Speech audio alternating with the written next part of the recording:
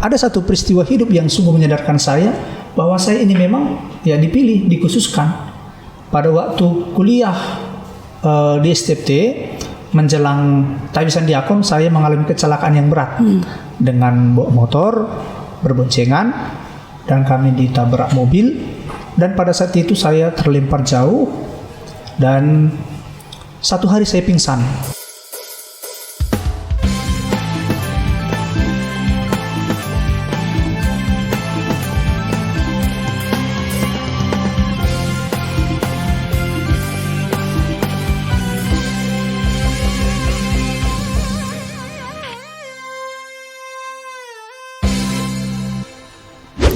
Hola teman-teman OMK Santa Clara, kembali lagi kita di Ngulik, ngobrol unik dan asik. Nah, kali ini kita kedatangan narasumber yang luar biasa dan udah kita nanti-nantiin. Nah, di sini udah ada Romo Kapri di tengah kita. Hai Romo, selamat hari Minggu Romo. Selamat hari Minggu Mbak Sinta. Sehat Mo? Sehat. Deg-degan nggak nih? Sedikit, biasa. Grogi ya, karena kita nggak pernah di syuting gini ya. Karena di tempatku sebelumnya aku masuk ke lumpur masuk TV, maka agak grogi sedikit. Oke, nah Mo, ini kan kata orang tak kenal maka tak sayang. Banyak yang bilang kayak gitu. Misah sama siapa nih hari ini? Sama Romo Kapri. Tapi kita nggak tahu nih Romo Kapri itu siapa sih gitu kan. Boleh dong diceritain ke kita biar teman-teman OMK tuh tahu siapa Romo Kapri itu. Boleh, asal jangan nanti Mbak Sinta setelah dikenal jadi melayang. Oh ya, boleh kok terbang Mo. Ya. Baik, saya sering dipanggil dengan Romo Kapri. Lengkapnya Romo Kapri Lius Sitepu, FM Kapusin. Saya suku Karo dan berasal dari Kabanjahe sendiri. Orang tua juga tinggal di Kabanjahe. Saya lahir pada tanggal 5 April 1987. Jadi ingat, sebentar lagi ulang tahun. Jadi supaya diucapkan paling tidak teman-teman didoakan. kadonya boleh ya. Kadonya juga bisa. Kalau nggak boleh kecil, yang gede juga oke. Nah, saya dari keluarga 4 bersaudara, 2 laki-laki, 2 perempuan, 3 sudah menikah dan 1 jomblo seumur hidup. Walaupun agak tampan seperti saya kan, sudah nasib katanya. Nah, gitulah. Orang tua masih hidup, sehat, tinggal di kampung, dan saya senang sudah bisa tiba di Santa Clara ini. Demikian Mbak Sinta. Oke, teman-teman, berarti tadi Romo Kapri udah infoin ya kalau misalnya ulang tahunnya tanggal 5 April, berarti masuknya di geng Aries ya. Siapa di sini ada geng Aries nggak? Gimana tipikal-tipikal laki-laki Aries? Oke, nah Romo, perkenalannya kan udah nih. Nah, kita tuh penasaran kenapa sih Romo mau jadi imam? Begitu ya.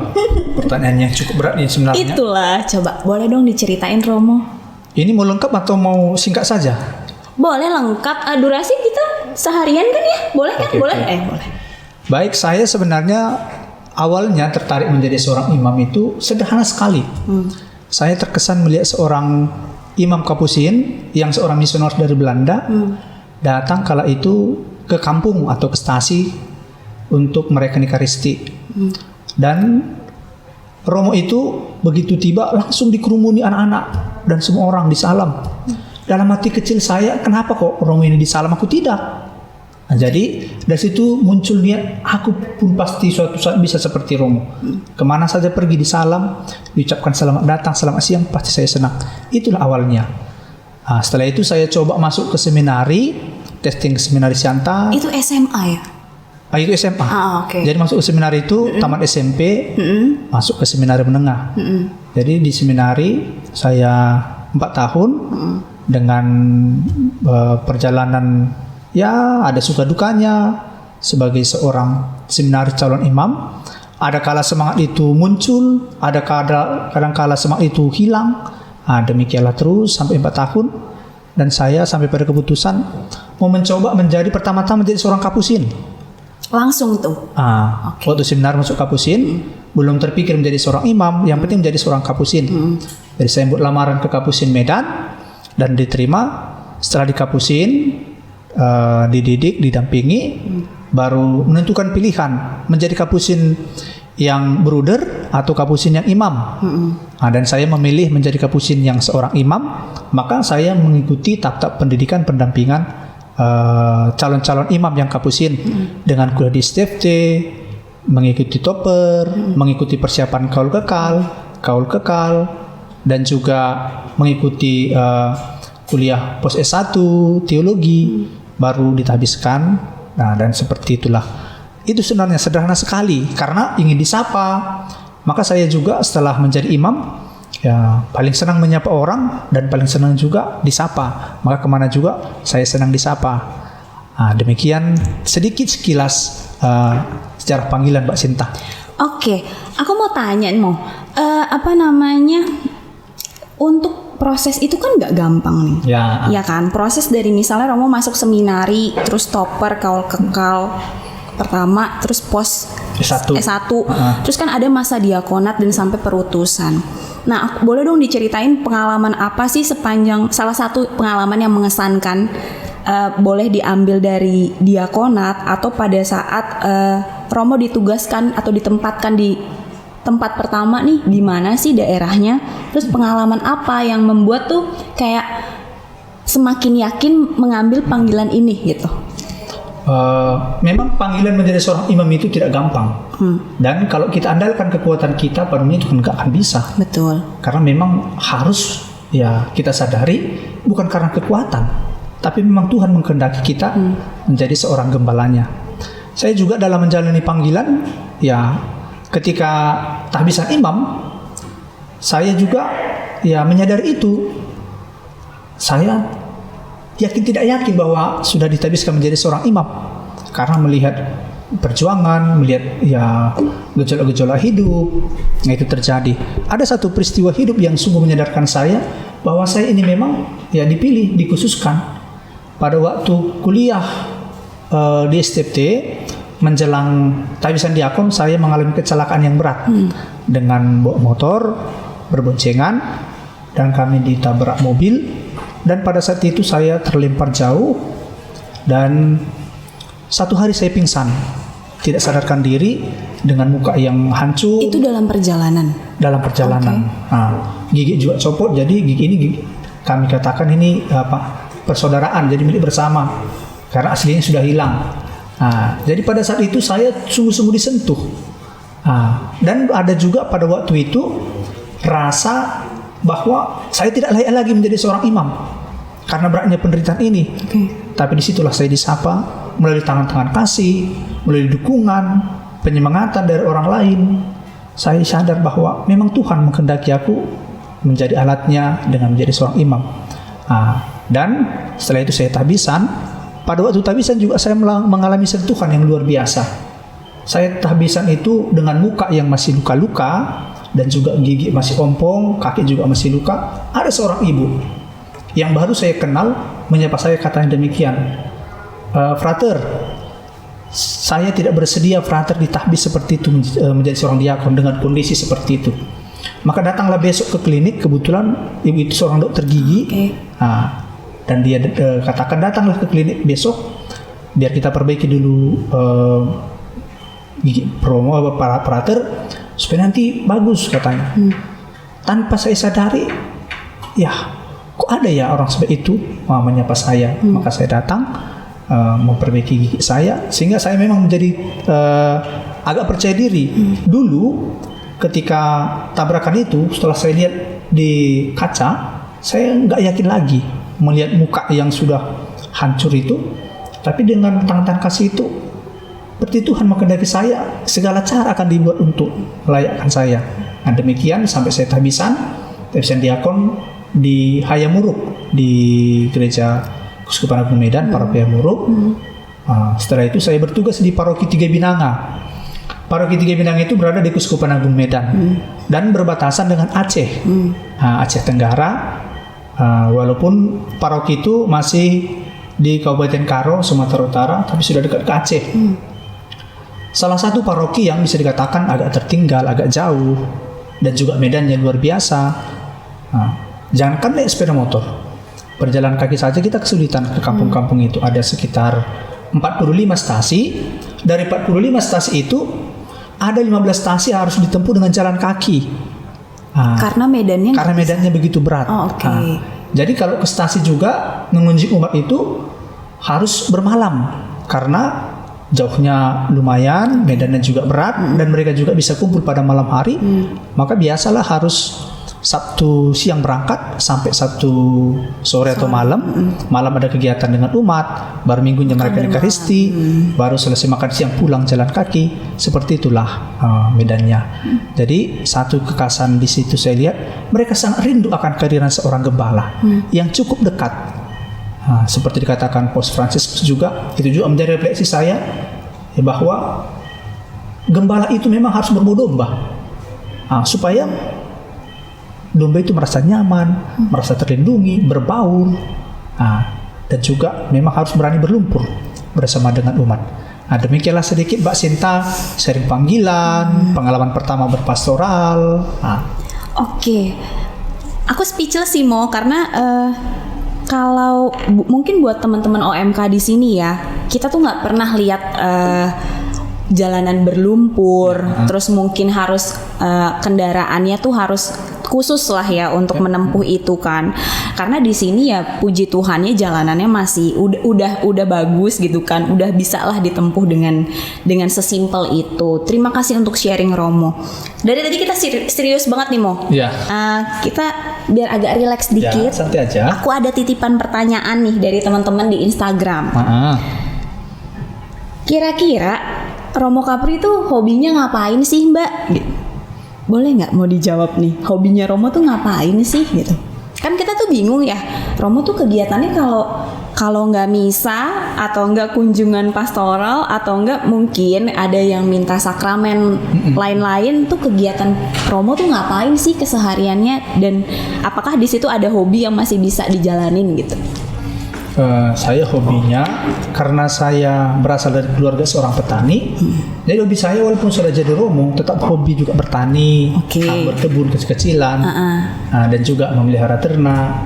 Maka sampai juga di Santa Clara, satu minggu saya di sini, langsung saya mencari ya kegiatan-kegiatan yang bisa membuat saya nyaman dan juga tidak jenuh. Maka saya mencoba berkebun, menanam daun sup, dan juga memelihara ayam, dan juga sekarang ada dengan peliharaan anjing. Dengan itu saya hobi dan juga semakin menikmati. Jadi itulah hobi saya sehari-hari. Oke, berarti di sini ada peliharaan Romo dong? Ada ayam, ada juga anjing, dan juga ada sekarang berkebun saya dan lain-lain. Dan juga mencoba mengurus anggrek yang ada di sini. Mantap ya, Pastor.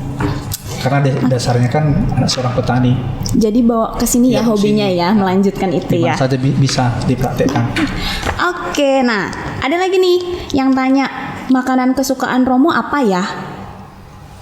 Makanan kesukaan ya. Semua ya suka. Semua suka. Satu yang paling tidak saya suka, yang tidak saya suka adalah tidak dikasih orang. Selagi dikasih pasti saya suka, saya senang. Pasti dihabiskan. Pasti dihabiskan. Oke, jadi semuanya suka. Semua suka. Kecuali makanan yang memang sungguh-sungguh membahayakan ya. Semakin dikasih semakin enak dong. Kan kalau dikasih kan pasti yang baik kan dikasihnya. Oke. Mungkin gini. Kan tadi Romo udah cerita nih pengalaman pastor di di Tiga Binanga, di Hayamuruk tuh berarti diakonat ya? Diakonat di situ. Tahbisan diakonat berarti di situ? Iya, di Hayamuruk. Oke. Tahbisan diakonat kan di Hayamuruk, Medan kan. Kita bisa bilang itu kota. Iya. Sedangkan pas perutusan jadi imam langsung dipindahin nih ke Tiga Binanga.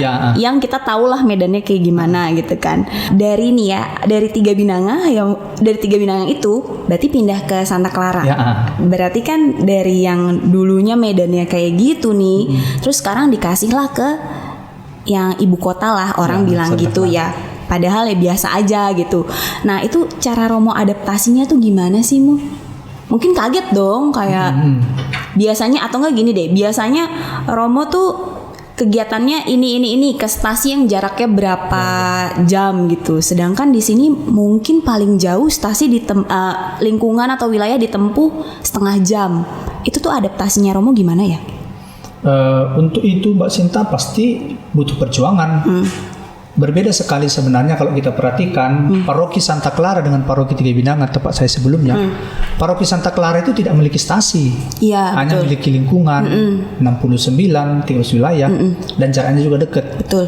Kalau Tiga Binanga itu stasinya 45 45 dan berada di 2 kabupaten dengan medan yang aduhai ya berat ya.